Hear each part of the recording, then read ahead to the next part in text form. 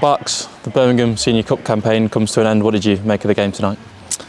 Well, first and foremost, we come to a very good side, a club that's on the up. You look at the facilities, look at the grounds, look at the players they've signed this year to try and push up, and obviously sitting right at the top of their league. We knew that it was going to be a tough game. We couldn't wait to see the team sheet at the start to see whether or not they were putting a strong side out, and they certainly did. They showed this group of young players a lot of respect, and I'm pleased about that, because we've had some time over the last couple of years where we've caught people a little bit cold.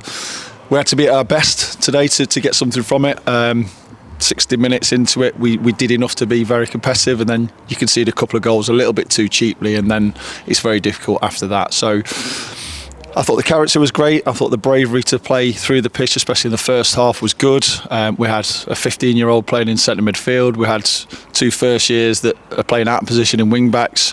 We've had a lot of disruption with this group over the course of the season, because obviously great to see boys in and around the first team. We've had lots of injuries. First team obviously had lots of injuries, so it's been really disjointed and unsettled. So today was their biggest test, I think, and I thought for long spells they did well with it.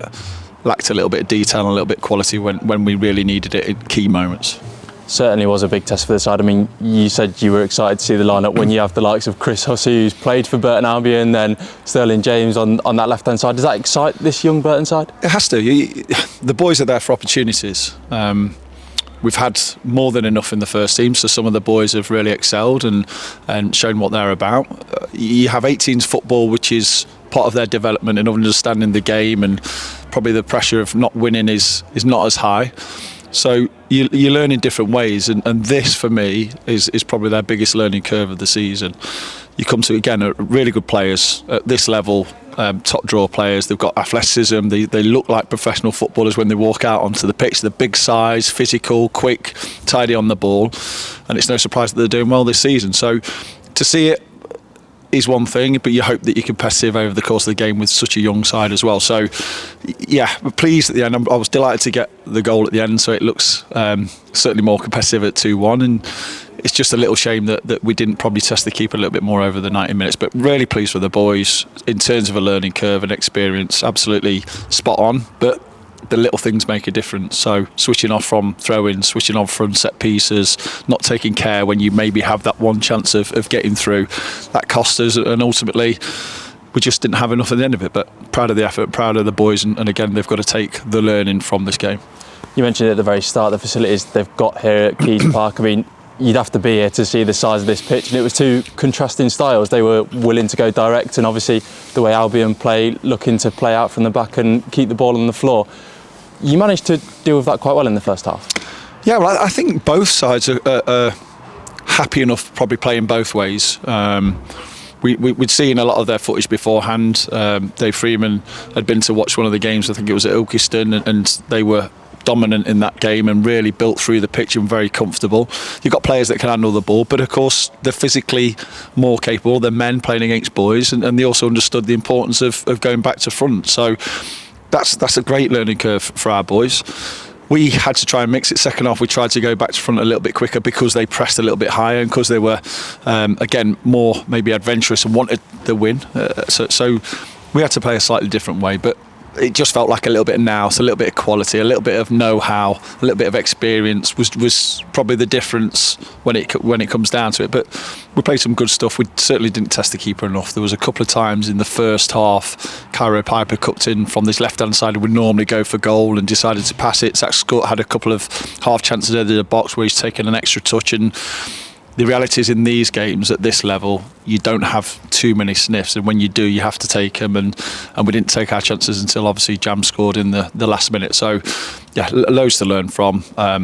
It's a wonderful setup. It's a club that's going in one direction, and for us to kind of maybe experience it, not necessarily at the start but at the kind of the beginning of their campaign.